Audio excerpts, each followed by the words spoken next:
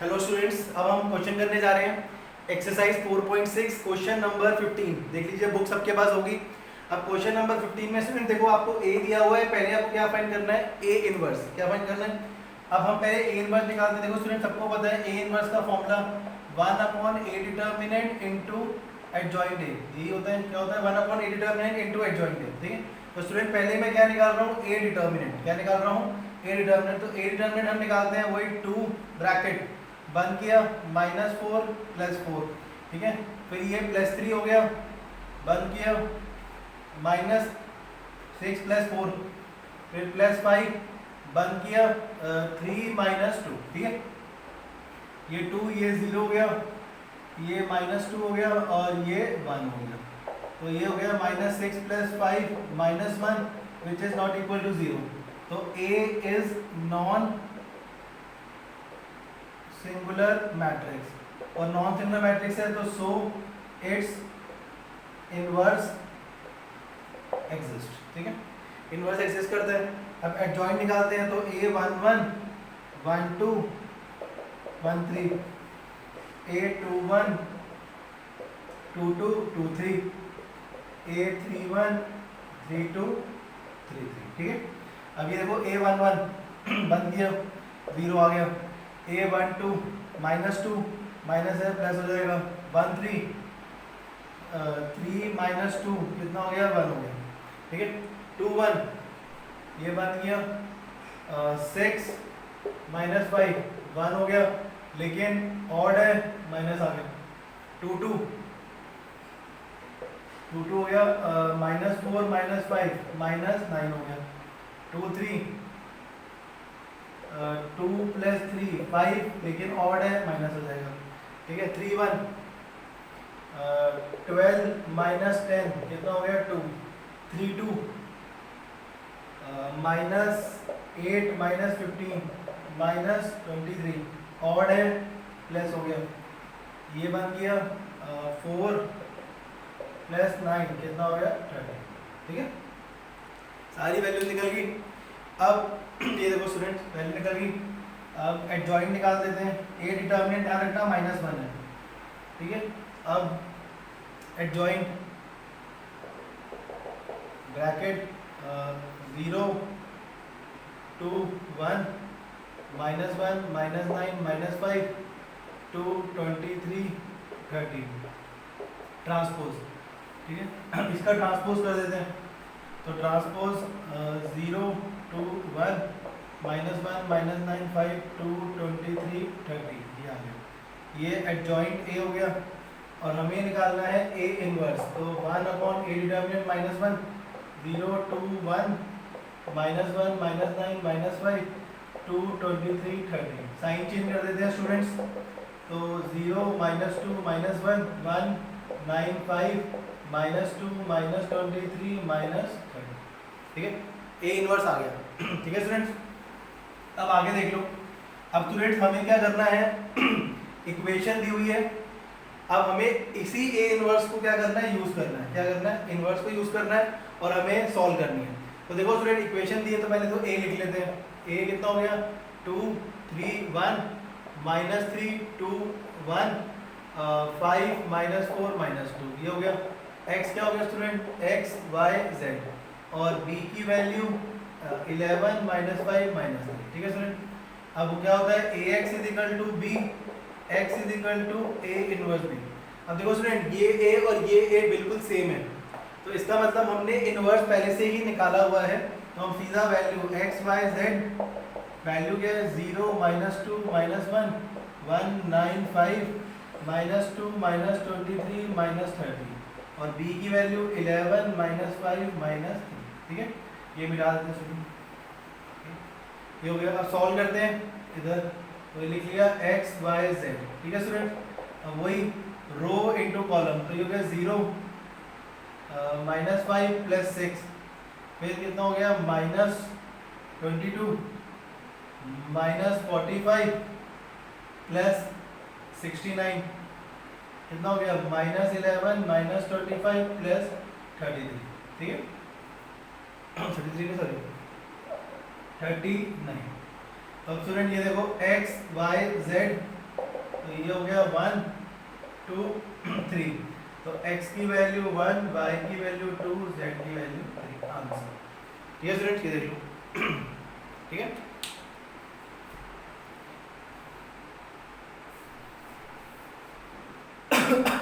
अब आगे देख लो स्टूडेंट्स, ये आगे।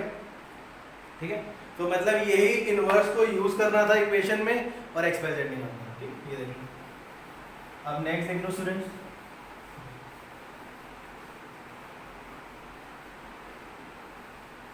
नेक्स्ट अब क्वेश्चन नंबर 16 देख लो स्टूडेंट्स। सेम एक्सरसाइज है, एक्सरसाइज 4.6, क्वेश्चन नंबर 16। तो क्या बोल रहे student, the cost of 4 kg onion. हमें अनियन दिया हुआ है, वीट दिया हुआ है, राइस दिया हुआ है।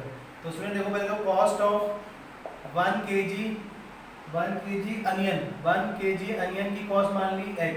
ठीक है स्टूडेंट, तो कॉस्ट ऑफ 1 kg वीट को स्टूडेंट हमने क्या मान लिया y, और कॉस्ट ऑफ 1 kg राइस उसको मान लिया z। ठीक है, तो स्टूडेंट पहले क्या दिया हुआ है 4 kg अनियन मतलब 4x, 3 kg वीट 3y और 2 kg rice 2z is equal to 60, first equation.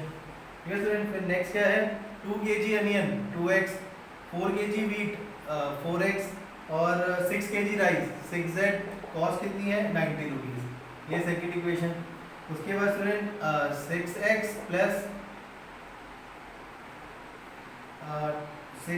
Plus 2y plus 3z, cost कितनी है 70 रुपीज़। तीनों इक्वेशन आ गई। अब इस तीनों इक्वेशन को स्टूडेंट क्या करना है, आपने मैट्रिक्स मेथड से सॉल्व करना है। वही ये आप खुद सॉल्व करना, अगर डाउट आता है तो मैं आपको बताऊंगा। ठीक है स्टूडेंट, मैंने आपको इक्वेशन बना के दे दी है, आपको मैट्रिक्स मेथड अप्लाई करना है और इसको सॉल्व करना है। ठीक है, ये करिए स्टूडेंट।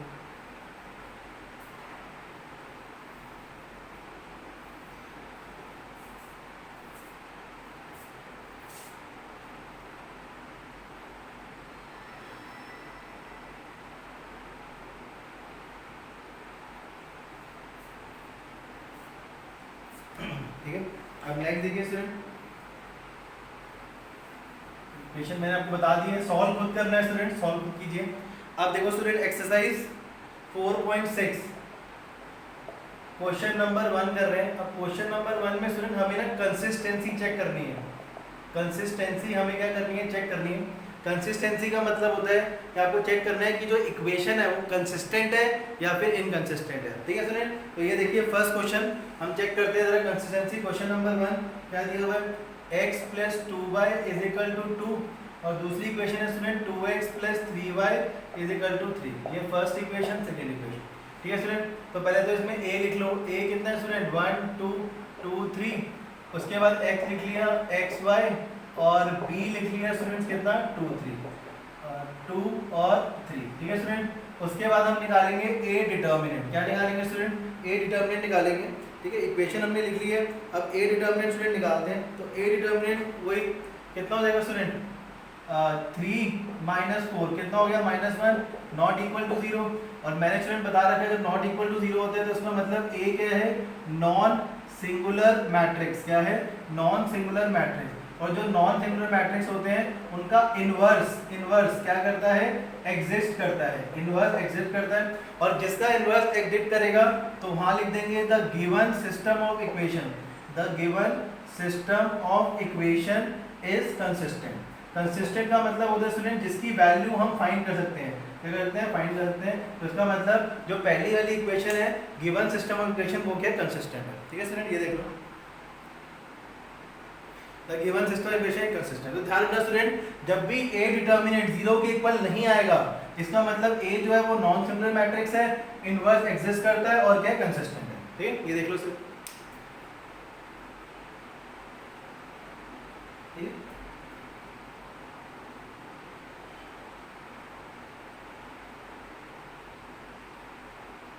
ये स्टूडेंट अब सेकंड क्वेश्चन स्टूडेंट होमवर्क करना है। क्वेश्चन नंबर 2 जो है वो मैं होमवर्क दे रहा हूँ, वो आप खुद करना। ठीक है, अब ये देखो स्टूडेंट नेक्स्ट, अब थर्ड क्वेश्चन कर रहे हैं स्टूडेंट। थर्ड क्वेश्चन देख लो, क्वेश्चन नंबर 3। अब हम 3 कर रहे हैं, ये देख लो student third question. Third question में इक्वेशन क्या दी हुई है, x plus 3y is equal to 5 और student 2x plus 6y is equal to 8। ठीक है, ये फर्स्ट इक्वेशन है, ये सेकेंड। हमें चेक करनी है कंसिस्टेंसी। ठीक है स्टूडेंट, चेक करते हैं। पहले तो वही लिख लेते हैं, a कितना है 1 2 3 6 x xy और b की वैल्यू कितनी हो गई 5 8। ठीक है स्टूडेंट, अब देखो पहले तो a डिटर्मिनेंट निकालते हैं। कितना हो गया स्टूडेंट 6 माइनस 6 0 आ गया, 0 हो गया। इसका मतलब a इज सिंगुलर मैट्रिक्स। क्या हो गया सिंगुलर मैट्रिक्स। ठीक है स्टूडेंट, a जो है वो क्या है स्टूडेंट सिंगुलर मैट्रिक्स है। इसका मतलब इसका इनवर्स तो एग्जिस्ट नहीं करता। ठीक है स्टूडेंट, अब देखो जब भी डिटर्मिनेंट 0 आ जाएगा, ध्यान रखना स्टूडेंट, जब भी डिटर्मिनेंट 0 आ जाएगा फिर आपको निकालना है एडजॉइंट a। क्या निकालना है स्टूडेंट एडजॉइंट a। अब देखो 2 into 2 का तो मैं डायरेक्टली लिख सकता हूँ। कैसे, ये देखो ये है ना, इसको इंटरचेंज कर देते हैं, मतलब ये 6 इधर 1 इधर। ध्यान रखना, इसको इंटरचेंज इनके साइन चेंज, ये एडजॉइंट आ गया। देखो ना स्टूडेंट 2 into 2 का तो मैंने आपको डायरेक्ट बता रखा है, इसको इधर लिख दो, इसको इधर, इन दोनों के साइन चेंज कर। ठीक है स्टूडेंट, ये एडजॉइंट आ गया। उसके बाद स्टूडेंट हमें क्या निकालना है एडजॉइंट a इंटू बी करेंगे। ठीक है, इंटू बी, तो एडजॉइंट लिखते हैं 6 माइनस 3 माइनस 2 1 और b की वैल्यू कितनी है 5 8। ठीक है, अब वही करते हैं स्टूडेंट रो इनटू कॉलम। कितना हो जाएगा 30 माइनस 24 माइनस 10 प्लस 8। तो ये कितना हो गया स्टूडेंट 6 माइनस 2, मतलब ये 0 के इक्वल नहीं आ रहा।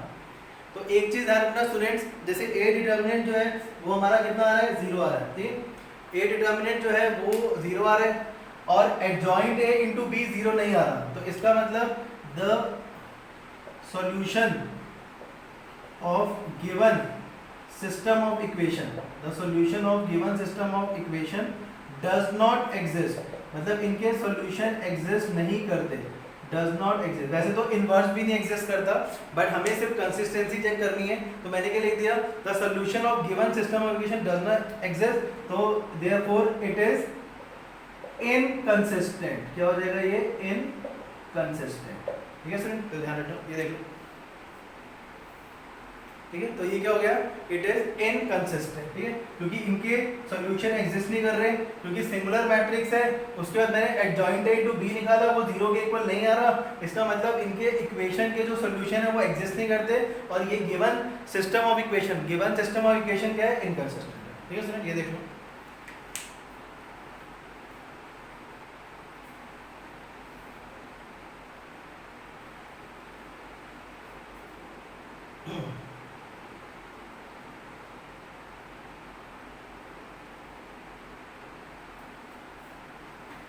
ठीक है स्टूडेंट, अब नेक्स्ट देखो स्टूडेंट फोर्थ क्वेश्चन। ठीक है, अब फोर्थ क्वेश्चन देख लो। हाँ, ये देख लो student fourth question, question number 4। ठीक है, फोर्थ में देखो स्टूडेंट क्या दी हुई equation x plus y plus z कितना है 1। उसके बाद 2x plus 3y plus 2z कितना दिया हुआ है 2। और उसके बाद student ax plus ay plus 2az किसके इक्वल है 4 के इक्वल। ठीक है, अब ये देखो स्टूडेंट कंसिस्टेंसी चेक करनी है, तो पहले तो हम a लिख लेते हैं। a कितना है ये लिख लेते हैं 1 2a 1 3a और 1 2 2a, ये लिख लिया। x कितना है स्टूडेंट x y z और b की वैल्यू कितनी है 1 2 4। ठीक है स्टूडेंट, तो सबसे लेता हूँ क्या निकालते हैं a डिटर्मिनेंट। पहले 1 लिख लिया student, bracket 6a minus 2a minus 1। ठीक है स्टूडेंट, बन गया 4a minus 2a plus 1 2a minus 3। ठीक है, और यहाँ पे ठीक है स्टूडेंट्स, अब आगे सॉल्व करते हैं। तो ये कितना हो गया 4a minus 2a minus a, तो 4a माइनस 3a आ गया which is not equal to 0, क्योंकि a कोई भी नंबर है बट 0 नहीं है। ठीक है, तो a is non singular matrix. क्या है स्टूडेंट नॉन सिंगुलर मैट्रिक्स है, और जो भी नॉन सिंगुलर मैट्रिक्स होते हैं सो इट्स इनवर्स, इनवर्स जो है वो एग्जिस्ट करता है, इनवर्स एग्जिस्ट करेगा। तो इसका मतलब given system of equation, given system of equation is क्या है कंसिस्टेंट। क्या है स्टूडेंट कंसिस्टेंट। ठीक है, क्योंकि जहां पे नॉन सिंगुलर मैट्रिक्स आ गया तो वो कंसिस्टेंट होते हैं। ठीक है, ये देख लो।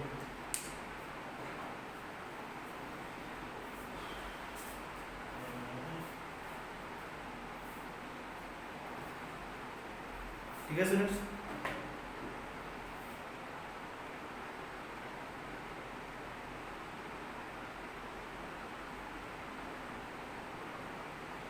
अब ये देखो नेक्स्ट स्टूडेंट, से फिफ्थ क्वेश्चन देख लो। ठीक है, अब fifth question, six student homework है, सिक्स आपने होमवर्क करना है, क्वेश्चन नंबर सिक्स होमवर्क है। अब फिफ्थ मैं कर रहा हूँ, ये देख लो क्वेश्चन नंबर फिफ्थ। फिफ्थ क्या कह रहे हैं स्टूडेंट, क्वेश्चन फिफ्थ की इक्वेशन देख लो, 3x minus y minus 2z is equal to 2 हो गया। उसके बाद 2y minus z is equal to -1 और 3x minus 5y is equal to कितना है 3। ठीक है स्टूडेंट, ये दिया हुआ, तो वही स्टूडेंट चेक करते हैं। a लिखते हैं पहले, तो a कितना हो गया 3 0 3 -1 2 -5 -2 -1 0। x लिखते हैं, x y z, b की वैल्यू कितनी हो जाएगी स्टूडेंट 2 -1 3। ठीक है स्टूडेंट, अब हम a डिटर्मिनेंट निकालते हैं।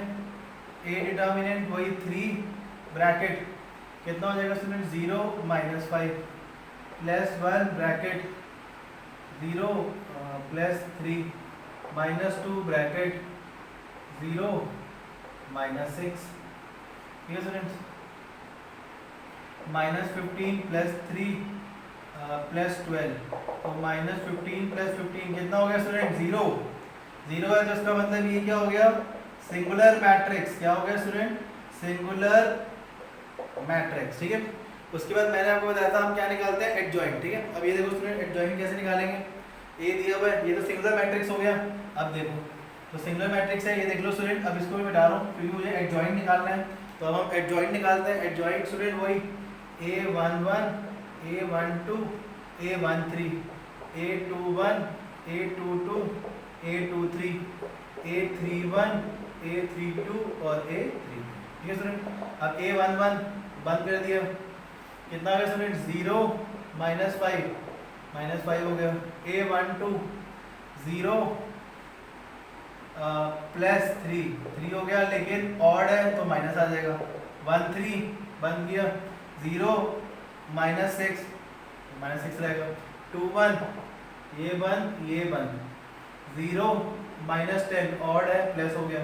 22 ये बंद 0 +6 हो गया। 23 -15 +3 -12 ऑड है प्लस हो गया। 31 1 +4 5 हो गया। 32 -3 -0 -3 बट ऑड है प्लस हो जाएगा। 33 6 -0 6। ठीक है, ये आ गया। अब हम एडजॉइंट निकाल देते हैं, तो एडजॉइंट ए कितना होगा स्टूडेंट -5 -3 -6 10 6 12 10 और 5 3 6 इसका ट्रांसपोज, तो कितना होगा स्टूडेंट -5 -3 -6 10 6 12 5 3 6 ये हो गया। ठीक है स्टूडेंट, ये हमारे पास आ गया एडजॉइंट।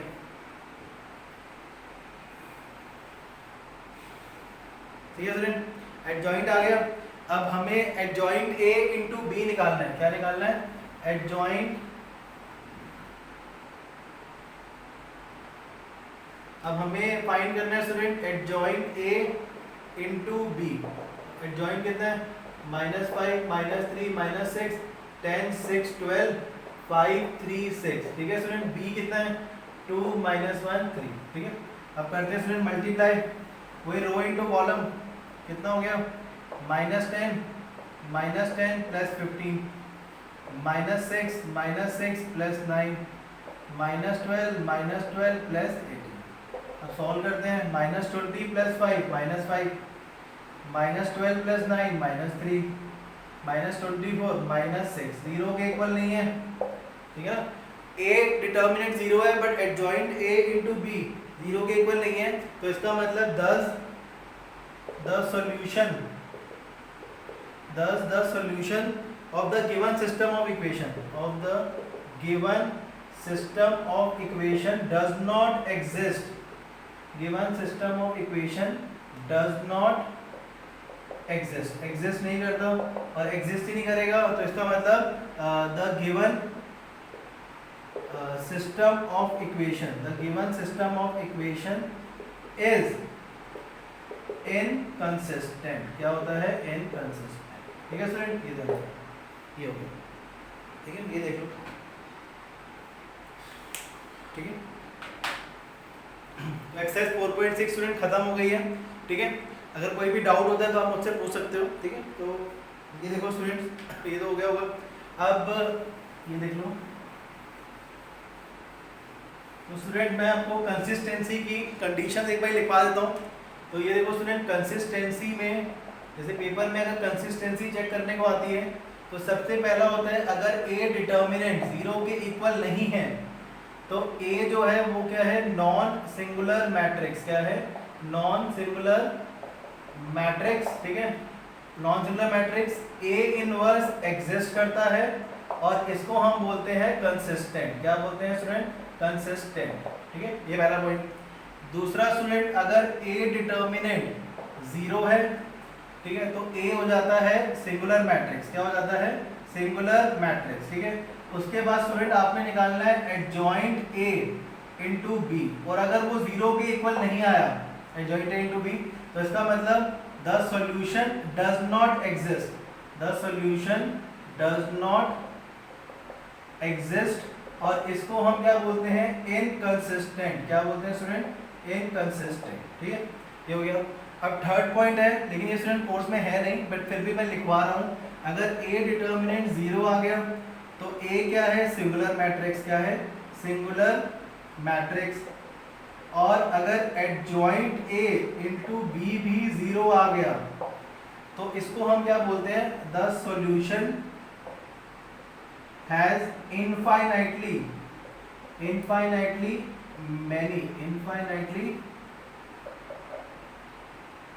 infinitely many solution। बहुत सारे सॉल्यूशन होंगे और इसमें जो कंडीशंस है वो भी क्या होती है? कंसिस्टेंट होती है। कंसिस्टेंट, ठीक है। ये देखो, ये स्टूडेंट वैसे कोर्स में है नहीं, बट कभी कभी एमसीक्यू में पूछ लेंगे। तो यार ना, सॉल्यूशन के बहुत सारे इनफाइनाइटली मेनी सॉल्यूशन, और ये भी क्या होता है? कंसिस्टेंट होता है, ठीक है। तो ये देख लो, कंसिस्टेंसी की कंडीशंस है, मैंने आपको लिखवा दी है, ये देख लो, ठीक है। तो एक्सरसाइज स्टूडेंट 4.6 खत्म हो गई है। अब इसके बाद स्टूडेंट इसके ना थोड़े और क्वेश्चन मैं करवाऊंगा। अभी 5-6 क्वेश्चन इंपॉर्टेंट है, वो मैं करवाऊंगा।